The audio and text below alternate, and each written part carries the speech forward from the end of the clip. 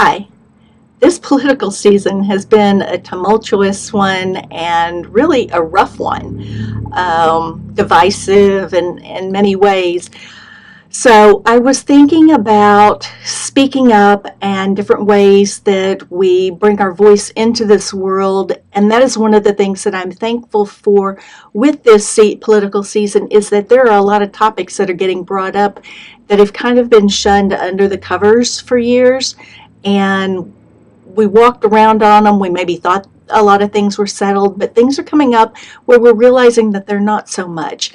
And I'm just pleased with everybody whose voices, who have been speaking out and about their voices. But I came across this little book that I'm adoring right now from Bernie Siegel, and it's titled 101 Exercises for the Soul. And chapter 4, there's a quote, and it says, "When we have the courage to speak out, to break our silence, we inspire the rest of the moderates in our community to speak up and voice their views." And it's a quote by Sharon Schuster.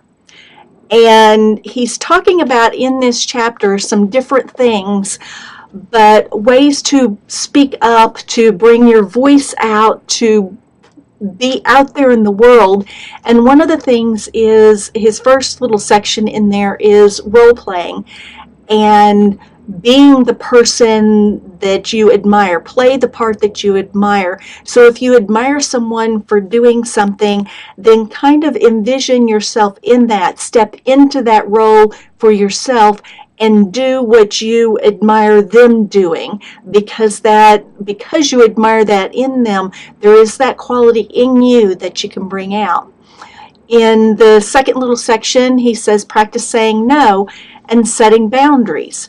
Setting boundaries in ways that we present ourselves in the world so that people don't take advantage of us, and saying, no, I'm not going to do that, or no, that's not for me, or no, I don't believe in that, and I don't believe you're right. Stand up for yourself, say no. A third way of speaking up is to make music, and this is a fun one I like. And he says sing and sing.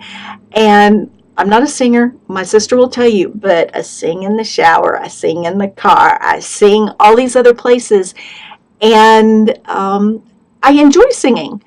But to get your voice out there, to sing, and while you're at it, dance a little bit, because that adds fun to it, but sing, get your voice out and feel the music. His fourth thing that he has in this little chapter is express yourself. Learn to growl, because we tend to not, especially as women, but we tend as a society now not to express anger. And one of the ways that we do that is we hold it in. And that's kind of funny because a motorcycle just went up the street and it kind of is doing a growling sound. But I think of Marge Simpson and her, her little growl that she did. And I kind of like that. So even if you don't do it audibly, do it and get that expression, get it out, get that growl out, and then maybe you can move on to some of the next things. And my favorite one that he has in this chapter is to give a speech. Be heard, use the voice that you have, and share it. Because no one will know what's inside you if you don't share it. Go join Toastmasters, go find a place to give a speech.